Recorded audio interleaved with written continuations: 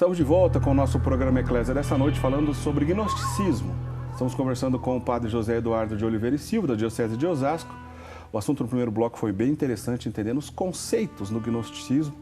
E a gente vai continuar a conversa agora nesse segundo bloco. Mas antes da gente continuar a conversa, no mês que vem, o mês de agosto, mais precisamente no dia 17, 18 e 19, nós teremos uma conferência aqui na Associação do Senhor Jesus, que o senhor vai participar, né, padre José Eduardo? Exatamente. Vai ser uma conferência com a teóloga Mary Healy. Certo. Eu estarei também junto. Isso é uma conferência de cura, né? Nós vamos falar sobre isso, sobre cura divina. Conferência sobre etc. curas e milagres, se chama, na verdade, né? Essa conferência, além do senhor e da teóloga Mary... Como é que é o nome dela? Mary Healy. Healy, certo. E o do pai do Douglas Pinheiro, também, que já esteve conosco aqui em outras oportunidades.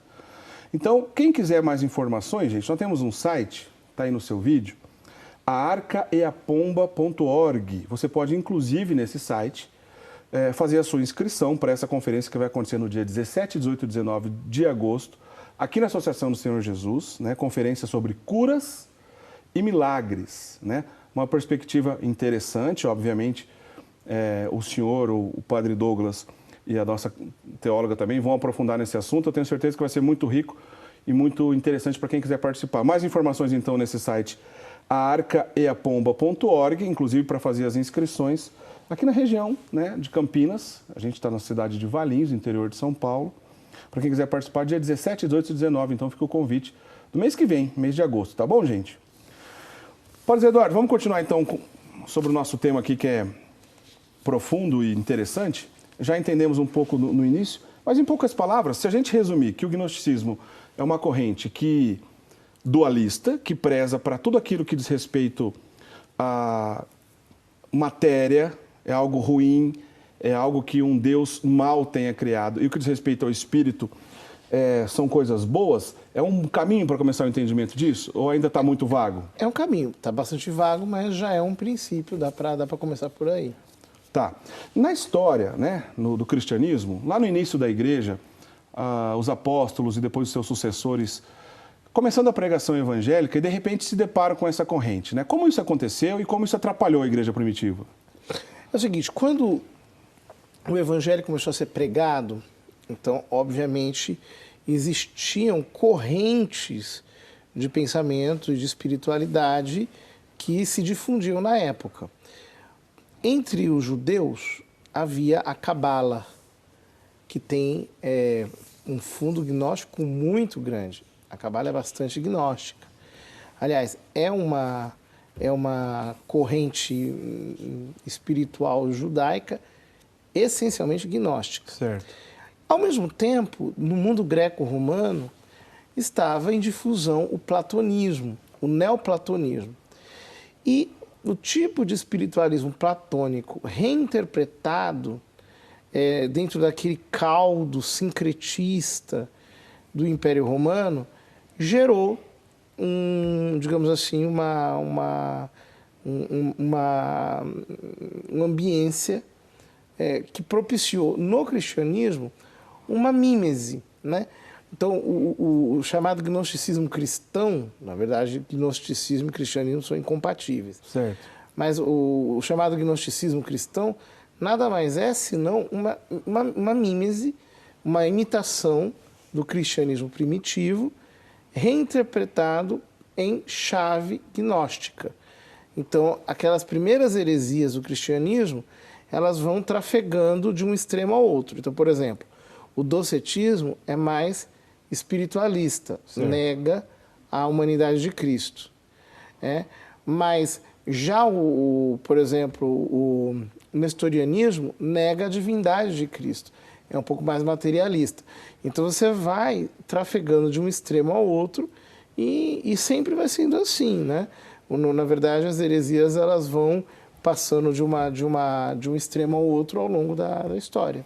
O neoplatonismo, nessa discussão, ele colabora para essa ideia dualista ficar mais clara? Sim, porque para o Platão a matéria é má, né? E, na verdade, eu não diria que a matéria é má para o Platão, propriamente, assim, desse modo, mas a matéria, ela não é o ser. O ser, digamos assim, ele é apenas apenas refletido na matéria. O verdadeiro ser está nas ideias, está no mundo espiritual. Inclusive, o conhecimento não é o conhecimento concreto. O conhecimento é o conhecimento através da abstração e do contato de memória com as ideias. É o que ele chama de anamnese, né? Certo. É você recorrer à memória. Então, ajuda, tem muita afinidade entre uma coisa e outra. Avançando, por exemplo, no período, nos séculos primitivos, ainda no período da patrística, Santo Agostinho é considerado alguém que releu a obra de Platão. Ele pode ser considerado alguém da corrente do neoplatonismo. Ele teve contato com alguma dessas correntes imbuídas, né, ou cheias de gnosticismo durante a sua vida? Sim, no começo, o Santo Agostinho ele queria estudar retórica, que era a grande profissão da época. Certo. Né? Hoje, o que fazem as grandes redes de televisão era o que faziam os retores na época de Santo Agostinho. Estudando retórica, ele percebeu que a retórica ela é muito inferior à filosofia. Aliás, ele leu isso num grande retórico romano. Quando ele começou a estudar filosofia, o primeiro contato dele com a filosofia foi através dos céticos. Então, ele começou numa dúvida terrível sobre a existência ou não da verdade. Quando ele percebeu que a verdade existia mesmo, então ele começou a entrar em contato com correntes filosóficas. Na verdade, ele já estava em contato com correntes filosóficas, é que ele entrou pela porta do ceticismo, certo. Até que ele, passando pelo maniqueísmo, que é um tipo de doutrina gnóstica também, que afirma a negatividade da matéria, que existem dois princípios opostos, mas que eles são equivalentes, o bem e o mal, são uma espécie de dois princípios dialéticos, haveria uma divindade boa e uma divindade má, e da interação dessas duas divindades é que surge a realidade inteira, assim por diante. Ele vai ascendendo, ele vai subindo até o pensamento platônico, ele descobre o pensamento de Platão, até que ele professa fé, e quando ele descobre a fé, na verdade, ele ultrapassa em muito o pensamento de Platão. Eu acho uma injustiça, por exemplo, chamar Santo Agostinho de platônico, propriamente falando. É diminuir demais. Diminuir demais, e ultrapassa imensissimamente o pensamento de Platão. Inclusive, existem ideias platônicas que não podem ser incorporadas no cristianismo, e, obviamente, Santo Agostinho as recalcula e as exclui do seu pensamento. Certo.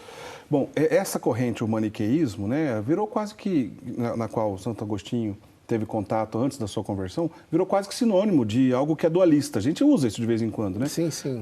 O sujeito está muito maniqueísta, quer dizer que ele está com ideias opostas, né?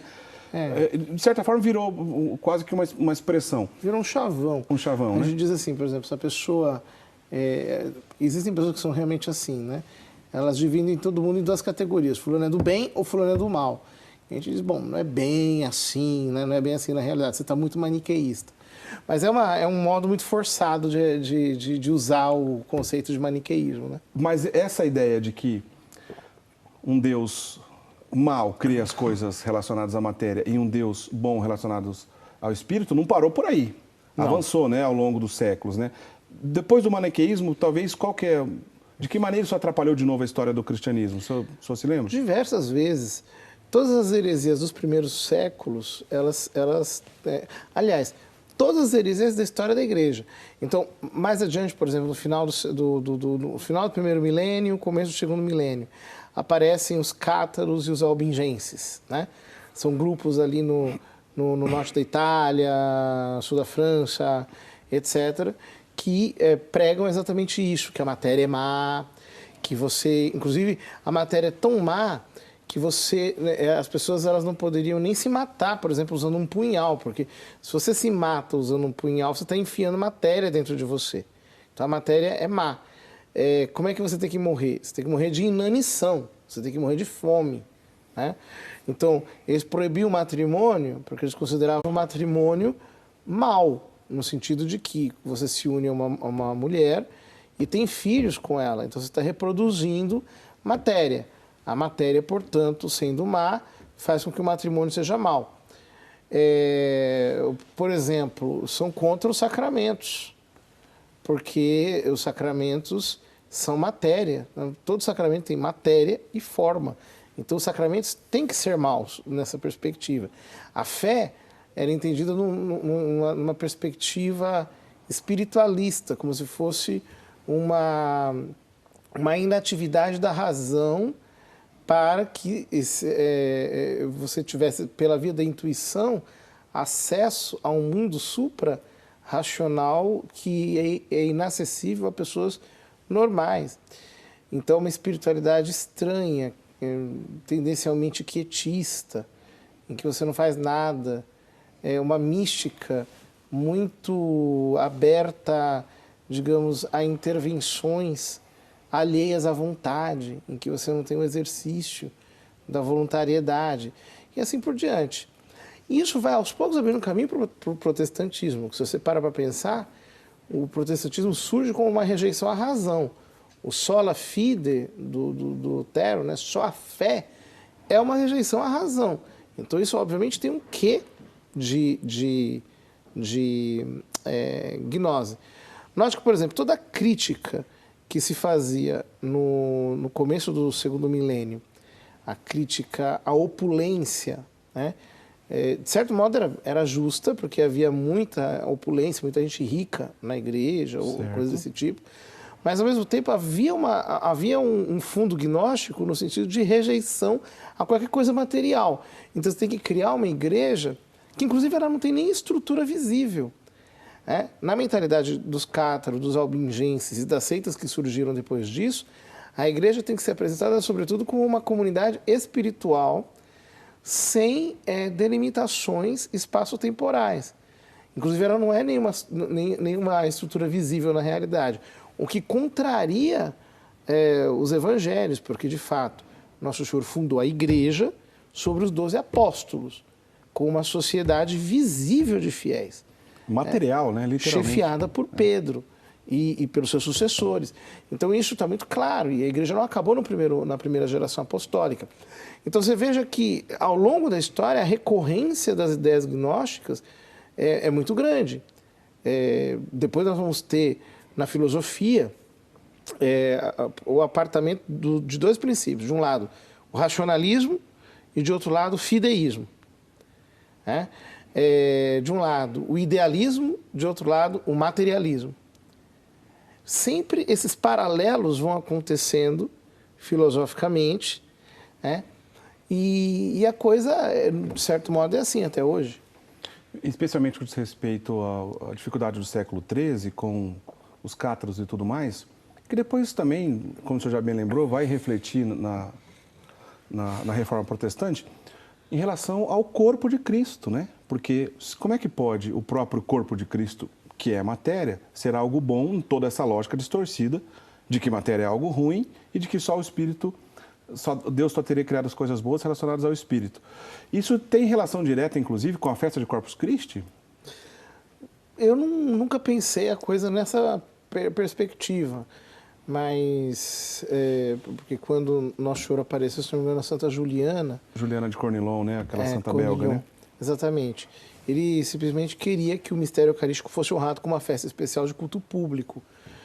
Eu não me lembro se havia uma conotação na promulgação da igreja, etc., especificamente antignóstica. De certo que sim, do ponto de vista de que a gnose é incompatível com o dogma da Eucaristia. Quer dizer, você imaginar um Deus que se fez carne, e ele não apenas se fez carne, mas ele se fez alimento. Ele assume as aparências do pão para dar a sua carne verdadeiramente, para que eu coma a carne dele e o sangue dele. Isso é um negócio de uma materialidade gigantesca, né? E claro que isso é extremamente antignóstico.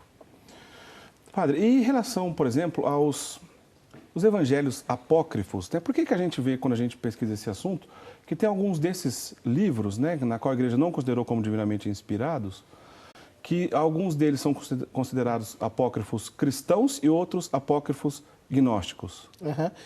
Olha, o primeiro motivo é porque eles são falsos mesmo, né? Então, os evangelhos apócrifos, eles são evangelhos falsos mesmo, quer dizer, eles atribuem autoria para quem não pode ter sido o autor, para quem não tem aquelas ideias, aquilo não eram as ideias dos apóstolos da igreja primitiva, eram ideias gnósticas. Por exemplo, eu me lembro que houve até um filme, cujo nome não me lembro agora, mas ele explorava um pouco essa ideia dos evangelhos apócrifos, porque é claro, né, gente, o pessoal explora a ignorância, a nossa ignorância. Então, uma pessoa de casa não tem essa formação toda para conhecer, por exemplo, o que é um evangelho apócrifo, etc.